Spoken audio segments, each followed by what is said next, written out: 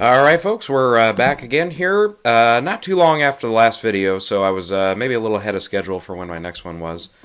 Yeah, you might hear it in my voice here, man. I I just got over a head cold like less than a month ago, and now I've already started a second one. Geez, I go almost a year and a half without a cold or a head cold of any kind, and I get two in the space of almost a month. Ridiculous. Anyways, so yeah, I think we've got just a couple things to talk about here. One thing. It's not a tech category, but one thing I forgot to talk about last time, just because we can, it is a category to predict on Gold Derby and stuff, so I'm like, yeah, I kind of just swept past it. That's the animated feature category at the Oscars. So I do want to talk about that one really quick as well. And then one thing I usually do when we do get the tech categories introduced is go through the early lineup for, hey, this is how many nominations I think this film is going to get. At least at this early stage, this is what they're shooting for, kind of deal.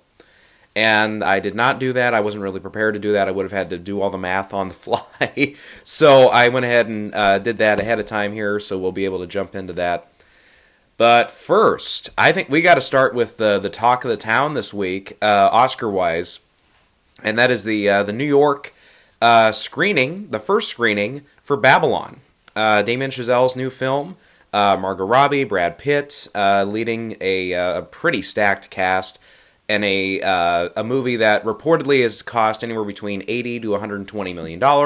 It runs over 3 hours long, and it's set in the Roaring '20s, at about the time when talkies were being loosely put into the theaters in place of silent films. And I gotta say one thing though.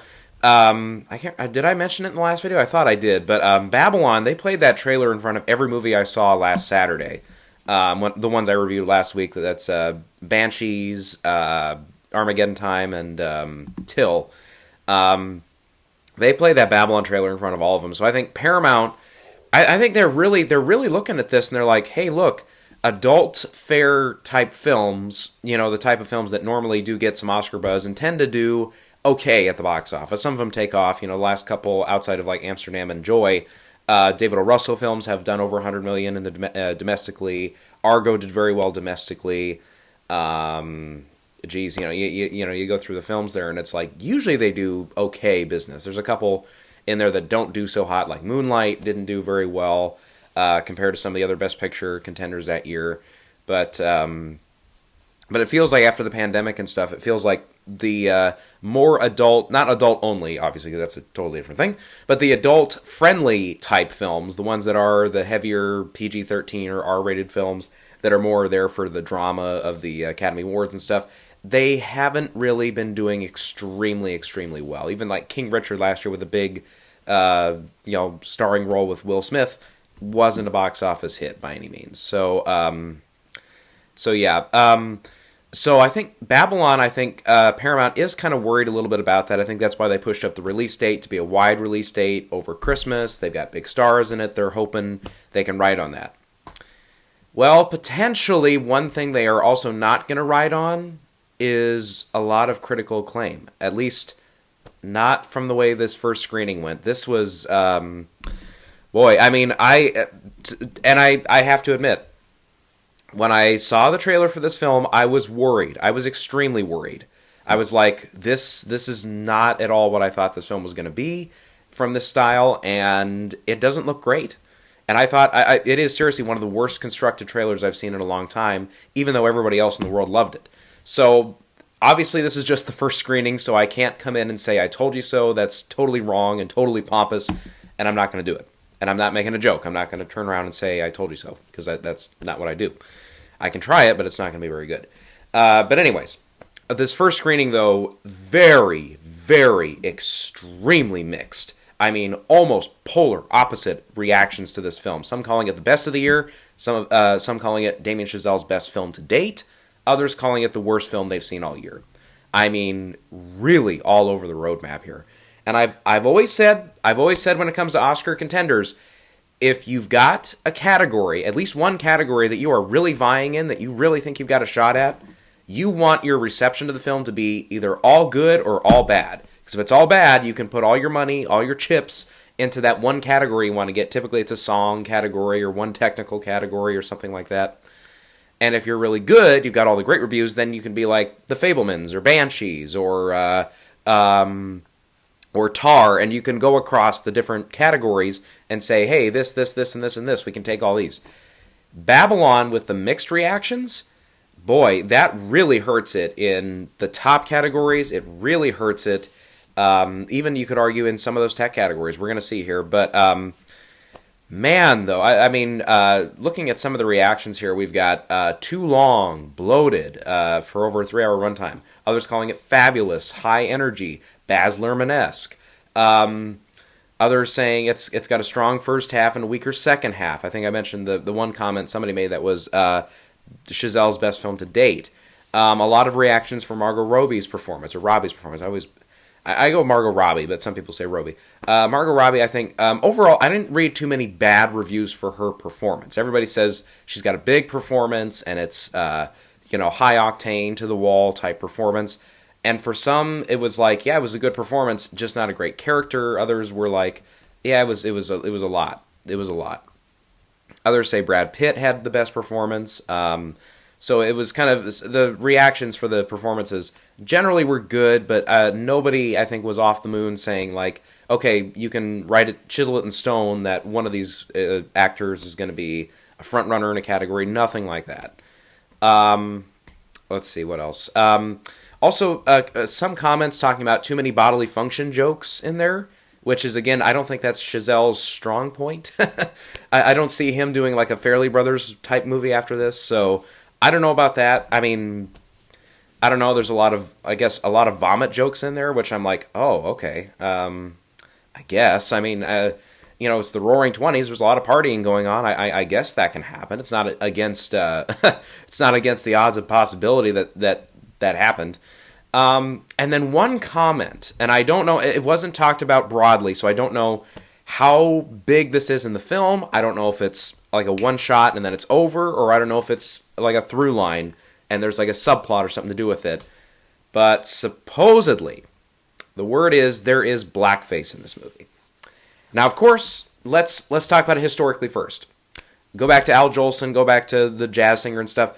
Back then, or Birth of a Nation and so on and so forth, all those kind of early films, blackface was, if not super common, it was something that was there. It was a common, again, maybe not common, but it wasn't all, throughout every last film you saw back in the 20s and the late teens or late 10s back in the day, over 100 years ago now. But it was something that would pop up from time to time. And, I mean, obviously, of course, we all know today, yeah, that obviously doesn't fly. We've gotten a lot of people that have done it in recent years, whether to make a positive statement about how it's no longer a good thing or whatever their intentions were. Typically, it's still really frowned upon for very obvious reasons. So, again, I don't know how thorough this is in the film. I don't know if it's a small piece or a one-shot and then it's done thing.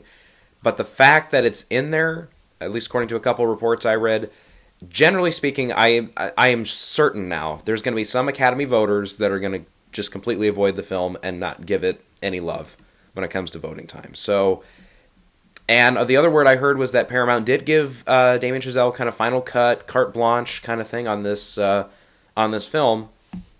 And, boy, I don't know. I mean, there's times where it works, and there's times where it doesn't work, Scorsese, for the most part, was told, wasn't given too many notes on The Irishman, from what I've heard, for Netflix. That turned out to be a really great film.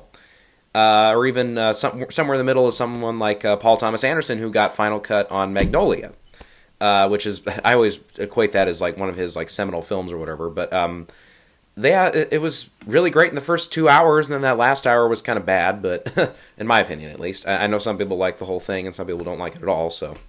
I don't know, and then you can go back to Michael Cimino with Heaven's Gate, where he was pretty much given carte blanche from, was it United Artists? I forget who the studio was on that one, for Heaven's Gate, and that put some production companies out of business. It was such a abysmal, bad failure that made no money, and that absolutely just tanked with critics and audiences.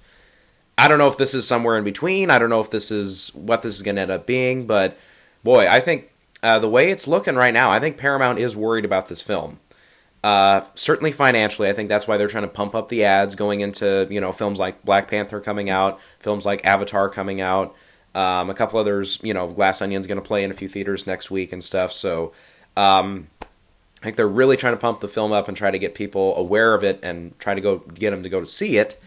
So they are worried financially about it. And I think after this screening, I think really, though, I don't know, some people have said we don't know where Paramount was thinking with this, because this film is not due out for almost another whole month.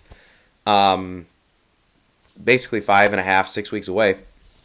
So, good that the film's done, good that they're not waiting till the last second, to get everything put together on it. That's always a good sign.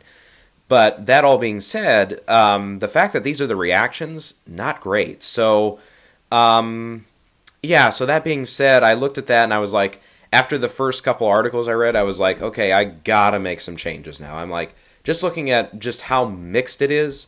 Again, I always say, regardless, and by the way, I wasn't, not that anybody was, pointing me out and trying to screw me over or anything, but I wasn't rooting against this film by any means. I mean, Chazelle, I thought Whiplash was the best film of that year. La La Land was a top 5 film of that year. And First Man, I think, is a film that people are going to come back to over the years. I think some people just missed it when it came out, and I think over time people are going to come back to it and say, hey, that was a really good movie. And I think it'll stand the test of time and still be, viewed as a really good movie. So he's 3 for 3, and not... And, none of those are close calls. A 3 for 3 really has been, a batting 1,000 when it comes to his films. So, from the early talks of what this film was going to be and stuff, I was over the moon. I was really hyped about it. I was like, this is going to be one of the best films of the year. Certainly one of my most anticipated. If it doesn't, it might not turn out perfect, but we'll see. Boy, and after that first trailer, I was like, okay, I kind of, again, I always say go into the film with the same expectations, just don't suck. But my eagerness to see the film, I think, did drop significantly after that first trailer. And now at this point, yeah, it is at a point where I'm like, okay, I'm going to see it regardless. But, man, it's going to be an interesting screening. It's really going to be an interesting screening when that happens. So, yeah. So that's everything with Babylon. We'll go ahead and move on. Really quick, let's talk the animated feature category. And right off the top, I think this is... kind of like it was a couple years ago now, the 2019 year, there's potential for this to be a more competitive race this year. You've got Pinocchio, a couple of Disney films with Strange World and Turning Red. You've got Marcel the Snell with Shoes On, which did very well in its limited run. When it started expanding, not so hot, but very, very, really, really great reviews on that one. I think it was 100 or 99% Rotten Tomatoes for a long, long time. You've got a couple other films that made some money out there, like The Bad Guys, Minions. You've got a couple smaller films like My Father's Dragon and Wendell and Wild and The Sea Beast. You got Lightyear in there, which was a box office disappointment and a critical somewhat disappointment. Yeah, so there's quite a few contenders in there. Pinocchio I have just out front as the placeholder for now. If memory serves, this is a Netflix one. If it's not Netflix, it's something. But Guillermo del Toro is behind this. I can't remember if he's directing this or just producing it. But his name's on it regardless. Turning Red, which was only on Disney Plus, but I think did screen enough places and stuff to qualify. I have that in a second place. Yeah, it seemed like it was a pretty popular film and stuff. I think that's one that the kids have enjoyed. Though, and I haven't seen it. I only saw like a few, maybe 10 minutes or less of it, because my niece, when she was over, she had it on, and I was like, oh, wait a minute, this is that's kind of a more adult subject matter than Pixar's done in a long, pretty much their whole career. Or sorry, this isn't Pixar. I'm sorry, Disney. Than Disney's done, or is it Pixar? I thought it was Pixar. Hold on, I'm confusing myself here. I know they did Lightyear, but was Turning Red just Disney, or was it Pixar too?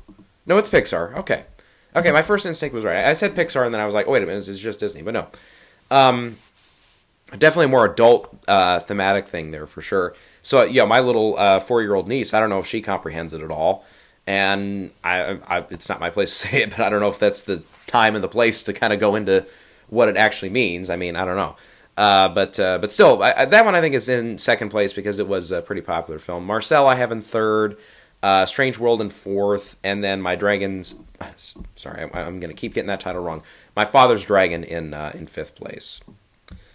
All right, now let's go ahead and go through the totals real quick, shall we? So I just kind of went down my list right now for who I have in for Best Picture in the rankings here. And I feel like I need to kind of rearrange these rankings a little bit. I've got a couple of them in spots where I'm like, oh, I think that one's probably a little too high or that one's too low. So I'll worry about re-ranking it another day. But let's just go ahead and just name off the films that I think at this point through all the tech categories and top categories are going to get multiple nominations. And right now, I did a quick count. I got 18 films. There was 21 last year that got multiple nominations. And we'll have to see because a couple of those ended up being films that were like in the international feature category and then crossed over to like documentary and stuff. So some of those categories I haven't really, we haven't gotten all the full picture yet. I don't think we have all the submissions yet from all the countries yet for international feature, for example. Documentary we're going to see, obviously when we get to the short lists, closer to December, I think it's late December, early January when we get those. Then we'll know for sure which ones are vying. But between now and then, it's kind of a crapshoot right now. So yeah, let's go ahead and get started here. Fabelmans is still my number one right now, and I have that getting into picture, director, actress, 2 supporting actor slots, screenplay, cinematography, costume design, editing, production design, score, and sound. So I have that leading all films with 12 nominations, and as memory serves, Lincoln also got 12 nominations. So this is not going to beat Spielberg's record, but Lincoln is his most nominated film, tied with Schindler's List, with 12 nominations each. And yeah, generally speaking, I think it looks like it's arguably the front runner in 3 or 4 of those races. So it's got some good momentum to it right now too. It's starting to open in limited release and doing pretty good business in its limited runs, and it's going to start expanding here as we get into Thanksgiving and further into December there. And again, I think this will be another test where we'll see if a movie like this, which again is not aiming for children, but it's aiming for those other 3 quadrants, or trying to aim for the other 3 quadrants, but will likely hit in the other 2, which is like seniors and grown adults. But they'll see if they can get people like me, my age, or a little younger, the young adult kind of crowd. We'll see how many of them can also come in and enjoy the film. So we'll see. We'll see at the box office how it does, but 12 nominations for that one right now. Then I have 2 films getting 8 nominations, and those 2 are Women Talking, which I have getting into picture, director, supporting actor, 2 slots in supporting actress, screenplay, editing, and score. And then Everything Everywhere All at Once, which I have getting picture, director, actress, supporting actor, supporting actress, screenplay, cinematography, and editing. And it does go to, beyond this, though. This is the ones that I have in right now. That isn't to say that this is going to be tops for the films. Now, The Fabelmans, I think, does have a shot, potentially, it could get into probably 1 or 2 other categories, so 14 tops for that one. Women Talking, I don't really see that one getting way past 8. I don't know if it can break double digits. Everything Everywhere All at Once, though, I can see getting double digits for sure. So, yeah, that'll we might talk maybe a little bit more about that later on, but anyways, then I have a few films getting 6 nominations each. First is Banshees of Inisherin, which is picture, actor, supporting actress, screenplay, and score. Then I also have Elvis getting 6 nominations. I just looked at it and I'm like, look at all the tech category nominations it's getting. And I looked at that, and I also saw Black Panther Wakanda Forever was also getting quite a few of those tech category bids there as well. And I looked at it, I'm like, Elvis seems to have more trajectory right now for Best Picture. So I looked at it, and with Babylon not doing so hot, I'm like, I'm going to drop Babylon. I'm going to put Elvis in there. So I have it as my 10th pick right now for Best Picture. So I have it getting picture, actor, costume design, production design, makeup, and sound. So that's 6 nominations there. And then Black Panther Wakanda Forever, I have getting costume design, production design, score, visual effects, makeup, and song. So that one's at 6. Again, I think for all 3 of those films, Banshees has a couple shots in maybe like editing or possibly cinematography and possibly production design. So that one has some room to grow. Elvis, I think, generally speaking, 6 is a good number, but it could go a little higher. And Black Panther, if that can come back strong in the Best Picture race. we could see 7, possibly 8 nominations for that one. And if memory serves, the first Black Panther was at 7. So that's about right for that one, I think. Okay, then films getting 5 nominations. I believe I have 3 of those. First one is The Whale, which I have getting Best Picture, Best Actor, Supporting Actress, Screenplay, and Makeup. Top Gun Maverick, I have getting Picture, Editing, Visual Effects, Sound, and Song. I have, one more getting 5 nominations. And this one I've now put into the Best Picture race and Best Director. And that's, this might surprise you, All Quiet on the Western Front. I'm looking at this one. It's out from Netflix, so it's going to be pretty widely screened for an international film. I definitely think that Hulu getting the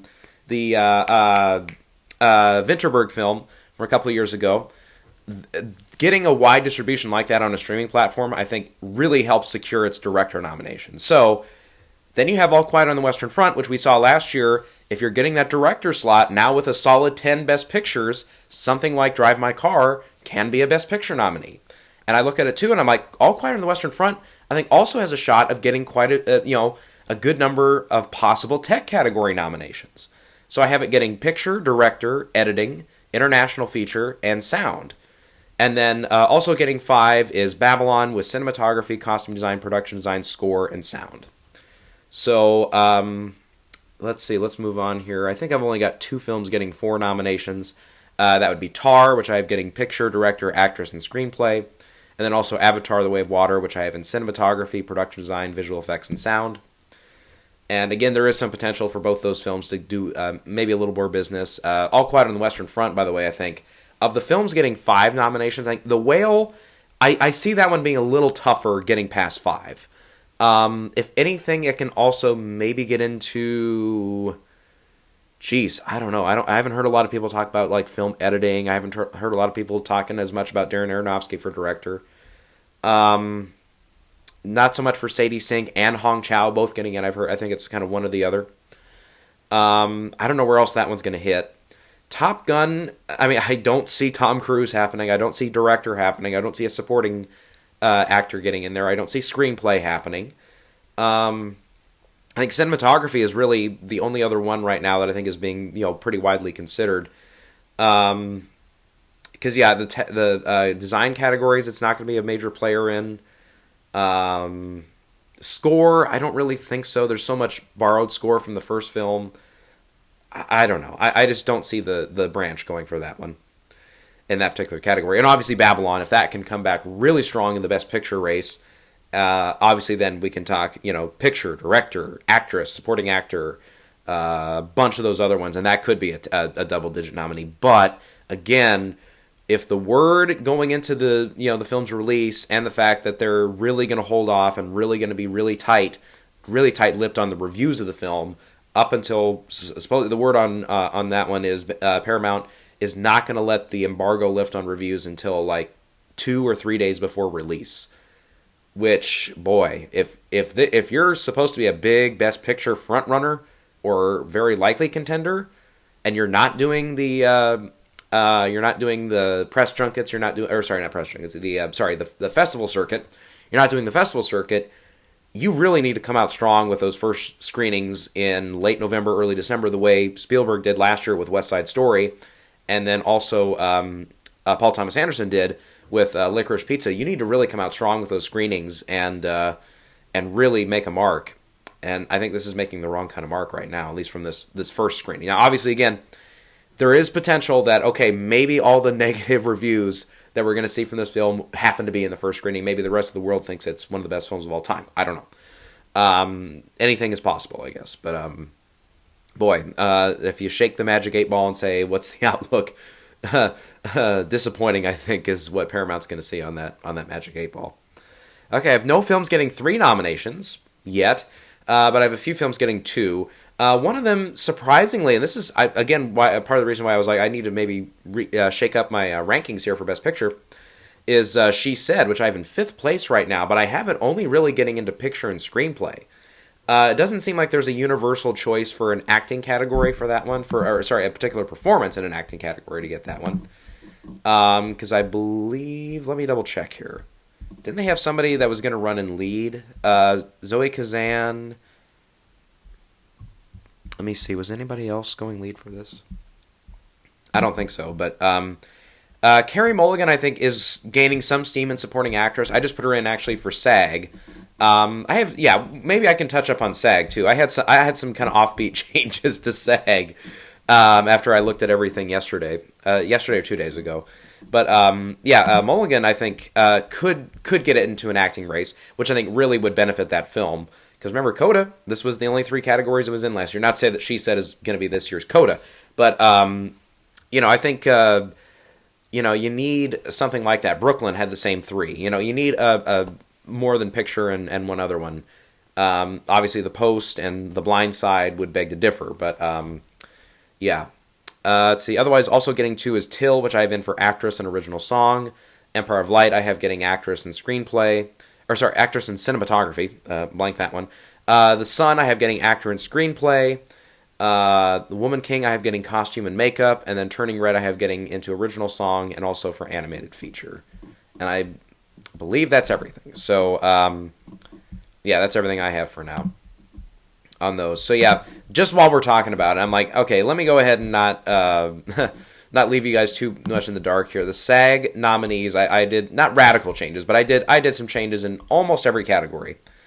The 2 male acting races I left alone for lead actor and for supporting actor. I think those are fine right now. I don't know where to mix up that race yet, particularly lead actor. Lead actor almost feels like we could call that one now. It almost feels like, again, unless you think Tom Cruise is going to make it, or if you think who's one of the outside contenders there? Jeremy Pope for The Inspection. Some people have said. I'm like, that might be a Critics' Choice nomination, but I don't know if that can go all the way to SAG. That'd be possible, but it's a tougher road.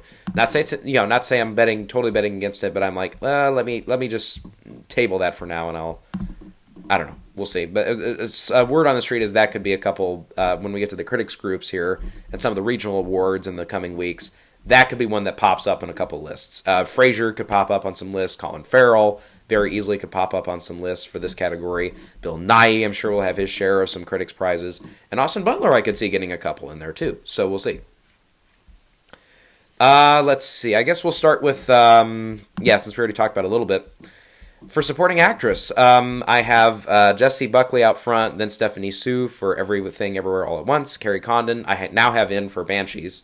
Hong Chow I have in for The Whale, and then Carey Mulligan I have put in here for She Said. So I dropped Claire Foy, and I dropped who's the other? Sadie Sink I had in here for a while. So for whatever reason, I got a theory with women talking. I got a theory. We'll get to it here in a minute. Real quick, if you're gonna have any outside contenders here at SAG for supporting actor, like any of those random ones, I gotta say, maybe in place of Brendan Gleeson, we could see Barry Keoghan get in here. I would say one I saw the other day, Jeremy Strong for Armageddon Time. That feels like one that was early enough, and again, SAG likes some of those early films. So I would say Jeremy Strong is the one to upset to get into the category. I just don't know, again, who falls out. Possibly both the guys from The Fabelmans.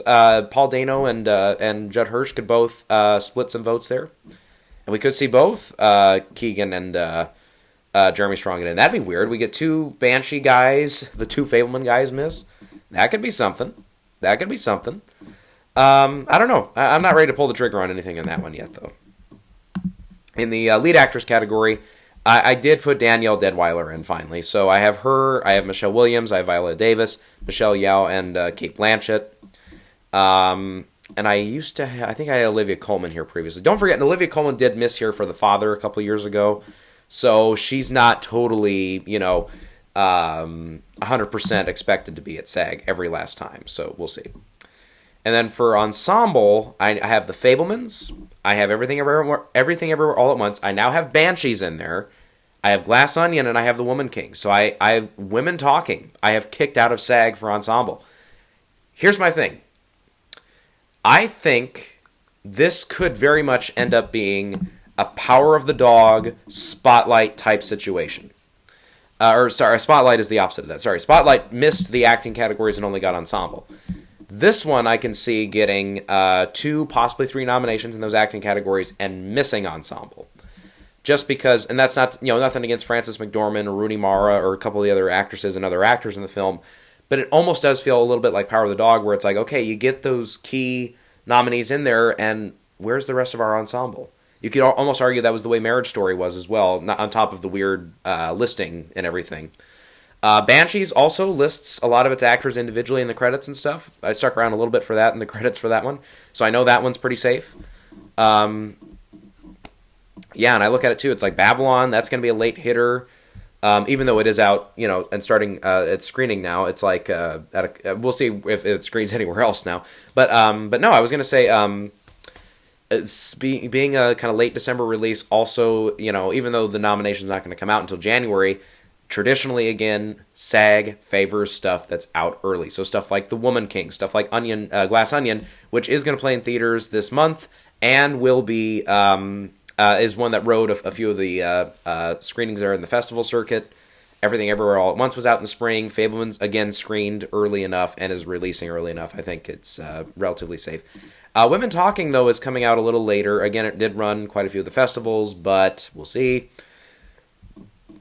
Yeah, I generally feel like that's kind of where that begins and ends there. But no, don't forget last year we did have Power of the Dog miss for ensemble. So, yeah, let's see. That was the 24th Screen Actors Guild. Oh, no. Way later than that. I'm sorry. 28th. Okay. I just pulled up, started typing in 20, and I was like, oh, okay. Yeah, don't forget films like House of Gucci surprised us here last year at SAG. That's the thing. And now we do have, not to backtrack way too far, but, with Babylon, because that was, being a late release. Don't Look Up was a pretty late release. Didn't start screening until later, but it still got in for ensemble. Nothing else, but it did get in for ensemble. Let's see. Otherwise, wasn't there another example from the year before of a film that did that? I'm going to look again here just to make sure, because I thought there was. I thought there was a film that did really well across the categories, but then missed ensemble, but I'm not seeing it right now. Yeah, because Judas and the Black Messiah only got the one. Ma Rainey's got 2 nominations plus ensemble. To Five Bloods got a nomination plus ensemble. Minari got a couple nominations plus ensemble, and One Night in Miami got one nomination plus ensemble. Boy, again, I think Marriage Story being the other example I would go to, and then Vice did pretty well. Got a couple nominations but missed ensemble. So there's films that do that, and for whatever reason, it just struck me. I'm like, Women Talking, that just feels like one that could miss. And then for the Spotlight example, I was like, well, I don't know if The Fabelmans misses every category and only gets ensemble. I don't see that happening. Everything Everywhere All at Once is possible to do that, but I think since Ke Kwan is such a likely contender in supporting actor, and Michelle Yeoh is a pretty good threat in Best Actress, if she's not first, she's definitely running second or third, a very close third if third. So I don't see that one doing that. And Banshees, not for a second do I believe Banshees is going to miss any of those categories and then surprise us and get in for ensemble. Only ensemble. If anything, She Said could do that, but yeah, I like that one better as like a Carey Mulligan getting in, kind of not an exact example, but kind of like Cate Blanchett got in for last year here at SAG for Nightmare Alley, kind of surprised us a little bit. I don't know, and that's, again, I don't think it's a genuine surprise, because I think Carey Mulligan is kind of starting to gain a little bit of traction there in supporting actress across the board, so we'll see, but yeah. All right, so I think that's it for now, and again, I'll probably be done here until after the Thanksgiving holiday is done, and we will come back and we will take a closer look at the Golden Globe categories. That's going to be the first major one that's out, aside from the critics groups and the regional prizes and stuff. Obviously, when those come out, we'll kind of get to those in chunks as they go and stuff, and talk about the major ones, the ones that are getting multiple wins and stuff like that. We'll kind of get into as we go. So, all right, and wish me luck with this stuff, because hopefully it's not too bad this time.